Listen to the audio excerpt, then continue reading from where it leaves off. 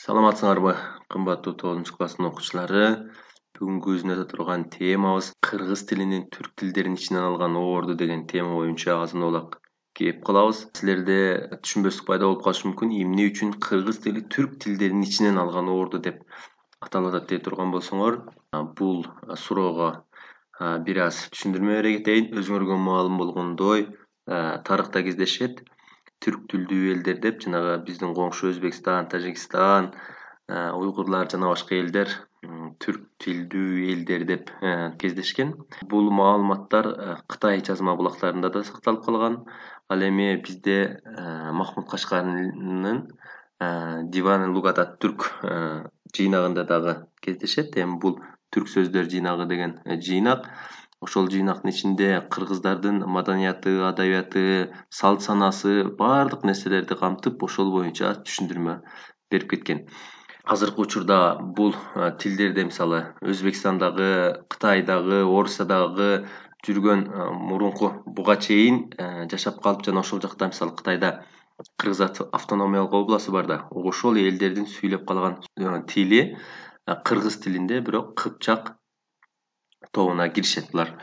Эми балдар 2009-жылы Туракчай фондунун каттоосунун жыйынтыгында Кыргыз Республикасында кыргыз тилин 3.830.556 адам өз эне тили катары сүйлөгөнүн же болбосо сүйлөй аларын көргөзүшсө, ал эми 271.187 адам кыргыз тилин экинчи тил катары биле турганы аныкталган. Бул эми албетте жакшы жыйынтык эмес.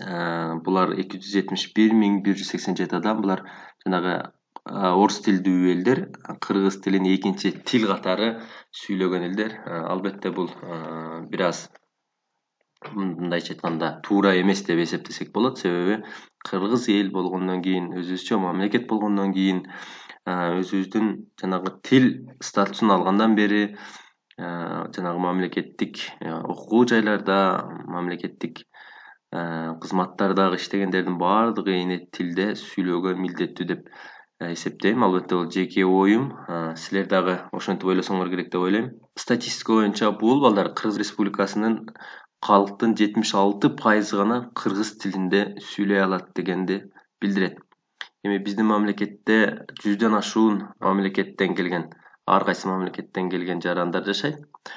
Эми кыргыз тилинде балдар 1.720.693 адам орус тилин дагы билише турганын көргөзүшкөн.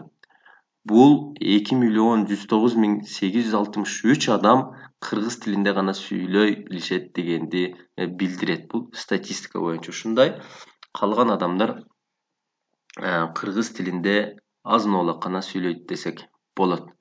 Эми балдар, булар кыргыз тили бул байыркы кыргыз тили, азыркы кыргыз тил деп эки топко да бөлүшөт. Кээ бирки жанагы академиктер, буга чейинки өткөн тилчилердин айтуусу боюнча кыргыз тилин 3 этапка бөлүшөт. Байыркы, ортоңку жана азыркы кыргыз тили деп. Эми биз да ушул 3 топко бөлүп алып туруп силерге түшүндүрүп кетейин. Эми байыркы кыргыз тили балдар. Жанагы окумуштуулардын айтуусу боюнча, мисалы Василий Васильевич Радлов, Томсон жана башкалар, Малов, Игорь Алексеевич Батманов жана башкалардын пикирине балдар, Хакасиядагы, Тувадагы, Тоолу Алтайдагы, Монголия жана Таластагы, Кочкордогу жазма эстеликтер бар да. Ошол жазма эстеликтер биздин заманга чейинки 3-кылымда, замандын 10-11-кылымга чейин кыргыздар колдонуп келген тил деп көргөзүп келишет. Бул жанагы саймалы таштын беттеринде жанагындай сүрөт аркылуу ар кандай ошол таштын бетиндеги эстеликтерди биздин жазуу деп эсептеп келебиз. Бул албетте байыркы кыргыз тили болуп эсептелет. Эми бирок бул аталган тил андан мурунку доорлордо кезигерин унутпашыбыз керек. Мисалы, кийинки түркологдордун кээ бирлеринин пикирлери боюнча сактардын тили дагы түрк тилдүү элдердин тили деп далилдеп келишкен. Бул сактар тарыхта кыргыздар деп эле көрсөтүлөт. Мисалы, алардын кийген формасы, шугшугуй калпак, тоодо жашашкан, боз үй, ушундай маданияты дал эле биздикине дал келет. Эми бул жерде түрк деген сөз жалпылама мааниде колдонулуп жүрүшү. Мен жогоруда айтып өттүм бул боюнча. Ал эми байыркы Кытай маалыматтарына сакталып калган кундардын 20 чакты сөзүнүн уңгусу түрк тилинен келип чыккан дейт. Бул жанагы түрк тилдүү элдеринин бардыгына тиешелүү тил болгон да. Бардыгы ошол тилде сүйлөй алышкан. Анан кийин баягы түрк тилдүү элдеринен өз алдынча мамлекет болуп чыга келишкен. Аларды баягындай сингармонизм деп коет, үндөштүк закону менен ар кандай сөздөр өзгөрүп, ушундай башка тилдерге өзгөрүп кеткен учурлар көп кездешет. Мисалы кыргыз тилине казак тили, өзбек тили окшош да. Ошол сыяктуу. Эми бул сөздүн жыйынтыгында эмне деген жыйынтыкка келсек болот? Демек балдар, кыргыз тилинде колдонулган жазуулар Орхондогу жазуу эстеликтеринин эрте пайда болуп, кийинки архаикалык мааниде айрым фонетикалык, грамматикалык, структуралык өзгөрүүлөргө ээ болушу мүмкүн деп жыйынтык чыгарсак болот.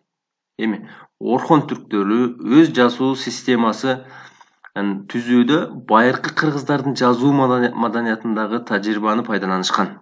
Бул факт балдар. Ал эми бул жазуу системасы ошол учурдагы кыргыздар пайдаланган тил катары мамлекеттик иш кагаздарын жана дипломатиялык алакалардын талабына толук жооп берген дешке болот. Мисалы, ошол учурдагы мамлекеттер аралык өз ара дипломатиялык маселелер болбосун, келишимдер болбосун, бардыгы ошол Орхон түрктөрү жазган, Орхон Энесей десек дагы болот, түрк тилдүү элдер колдонуп келген тил болуп эсептелет балдар. Эми бул орто кылымдагы кыргыз тили. 10-кылымга чейин саясий согуштук кырдаалдар, согуштук аракеттер, миграция, кыргыз элинин эволюциялык өнүгүүсүнө тийгизген таасири тууралуу өз алдынча изилдөөлөр азырынча жүрө элек. Бирок балдар, Махмуд Кашкариде киргиз, кифчак, угуз, тухси, ягма, жакил жана башка сөздөр менен таза түрк тили экенин, ямак менен башкирт тили аларга жакын экенин эскертет. Бул жерде баягы өзгөрүүлөргө жана сингармонизм үндөштүк закону менен өзгөргөн учурду көргөзүп берип жатат балдар. Эми ошону менен эле бардык ягма, тукси, кифчак ушул сыяктуу уруулар з тыбышын ый менен алмаштырып салышаарын, башкача айтканда бул топтогулардын башкалардын анын ичинен кыргыздардагы жана башка түрк уруулардын бардыгы жыгач, бак, казин, кизди, кизиз деген учурлар көп кездешет. Буга дагы кошумчалай кете турган болсок, дифтонгдор да болгон. Дифтонг деген азыркы биз колдонуп жаткан созулма үндүүлөрдүн ордуна дифтонгдор колдонгон. Мисалы, суу деп жаза турган болсок, ал жерде суф деп жазылган, то дегенди тоф деп айтып келишкен. Эми Махмуд Кашкаринин сөздүгүндө балдар колдонулган сөздөр дээрлик азыркы кыргыз тилине, анын ичинен эң эскилеринин алиге чейин түштүк кыргыздарында маани бере турган нерсе бул жанагы биздин диалектизм деген бар. Диалектологияны кыргыз окумуштуулары 3кө бөлүшкөн азырынча. Түштүк чыгыш, түштүк жана түндүк деп 3 бөлүккө бөлүшкөн. Бул бөлүктөр бул жакта түндүк дегенде Талас, Чүй, Ысык көл областтары, Нарын областтары түндүк диалектиге кирсе, ал эми түштүктө Ош, Баткен бул түштүк диалектологияга кирет. Ал эми түштүк чыгышы ошол жактагы Алай, Каракулжа, Алай Куу деген жактар булар түштүк чыгыш диалектисине кирет. Эми бул жерден силерге мисал келтире кетейин. Махмуд Кашкариде Курум, Аскаташ, Амаш, Соко азыркы учурларда жерге талдыктар үйүлүп калган шыгал ташты курум дешсе, жалпы түшүнүктө соңку амач деп аташат дейт. Мындайча айтканда, Соко деген деле сөз мурдагы уңгусу амаж деген сөз болгон экен. Ал эми азыркысы Соко деп, кээ бирки азыркы айылда жашаган балдар билиши мүмкүн. Соко деп жанагы арпа талкан жасаганда дагы кездешет. Жанагы арпа буудай бастырганда ошондой дыйканчылыкта колдоно турган буюмдарда көп кездешет. Бул азыр деле айтылып келе жаткан сөздөрдүн ичине кирет. Эми азыркы кыргыз тилине келсек балдар, Теңир тоодогу кыргыздардын тилинин өнүгүүсүнө улана берген. Булар эми бага көп адамдар менен жанагындай тарыхта бир урага кирип жок болуп кеткен учурлар кездешкен да. Ал эми Теңир тоодогу кыргыздар булар өзүнүн тилин өнүгүүсүн уланта берген. 19 кылымда мисалы Молдо Кылыч, Молдо Нияз, Тоголок Молдо жана башка араб ариби менен кыргыз тилинде өз чыгармаларын жарата алышкан.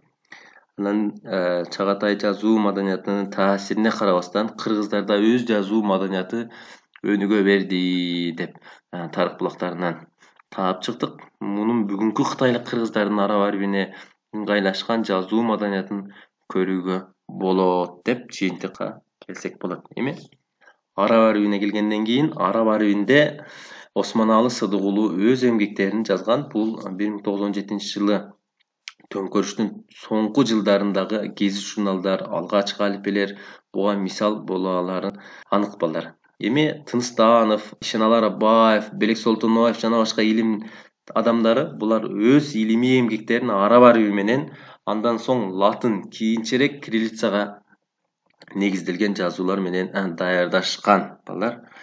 Бул кириллица боюнча дагы силерге алдыда дагы көп маалыматтарды берем балдар. Эми азыркы кыргыз тамгалары балдар, ушул боюнча сөз кыла кетсем балдар, 1940-жылы орус арибинин 33 тамгасынын негизинде ыңды кошуп туруп, кыргыз тамгаларын кошуп, ушул 3 тамганы кошуп туруп эле жалпысынан 36 тамга болуп кабыл алышкан. Мисалы, ичкертүү белгиси көп учурда бизде кездешет, кездешпей койбойт, бирок ажыратуу белгиси дээрлик жок эсе десек болот. Бирок ошого карабастан орустардын 33 тамгасынан биздин өзүбүздүн ың тамгабызды кошуп туруп 36 тамга кылып өзүбүзгө кабыл алып алганбыз. Эми ошол менен кыргыз адаби тилинде 36 тамга бар. Ал эми жанагы йоттошкон тамгалар жана башкалар бунун ичинде өзүңөр билесиңер. Бирок йоттошкон тамга жанагы тыбыштарга кирбейт. Жана бул жерде 36-39 тыбыш кандай болуп калды дей турган болсоңор, жанагы бир тамга бирок экиден тыбыш берип калгандар бар го. Мисалы, К деген да өзүнчө бар. 36 тамганын ичинде К тамгасы бар, бирок К дегенде К жана И тамгасы биригип эки тыбыш берип калат. К, Ж, Г тамгасы. Кыргыз адаби тилинде 36 тамга бар, 39 тыбыш. Анын 14-ü ичинен 8 кыска, 6-сы созулмалуулар үндүү, 25-и үнсүз тыбыш. Буларды кайталап айтыштын кереги жок деп ойлойм. Булар боюнча дагы алдыда токтолобуз балдар. Эми силерге бүгүнкү маалымат көп болбош үчүн азыраак бердим. Бүгүн албетте биздин экинчи сабагыбыз болуп атат. Мурунку сабакта биз тааныш сабагын кылганбыз. Ошон үчүн азыр мен силерге кыскараак эле берүүнү чечтим. Кийинкиде тест иштеп, Edge5-тен дагы тесттерди иштейбиз балдар. Жана Zoom программасы аркылуу кайтарым байланыш кылып, ар бириңер менен жеке ушул маселелер боюнча талкуулайбыз деген ишеничтерим бар. Эми силерге үй тапшырма балдар. Жогорудагы маалыматтарга таянып, өз пикириңерди чакан эссе кылып жазып бересиңер балдар. Бул байыркы кыргыз тили, ошол түрк тилдүү элдер боюнча, орто кылымдагы кыргыз тили боюнча жана азыркы кыргыз тили боюнча силердин өзүңөрдүн пикириңерди чакан эссе кылып жибересиңер. Эми тапшырмаларды балдар жиберүү убактысы саат 6:00дөн 8:00га чейин жибере аласыңар. Андан кечиккен окуучулардыкы кабыл алынбайт. Ага чейин дагы жиберүүнүн кереги жок. Ошол учурда гана жиберсеңер, ар бирин жоктоп өзүңөргө жанагы жиберген тапшырмаңарга жараша мен силерди баалап, Edge5-ке өз бааңарды, татыктуу бааңарды коюп берем балдар. Бүгүнкү кыргыз тил сабагы ушу менен соңуна келип жетти балдар. Ар бириңерге ийгилик каалайм. Силердин тапшырмаңарды мен ойлогондон дагы мыкты кылып жазып берериңерге ишенем жана көзүм жетет балдар. Ошон үчүн ар бириңерге ийгилик каалайм. Күнүңөр көңүлдүү өтсүн.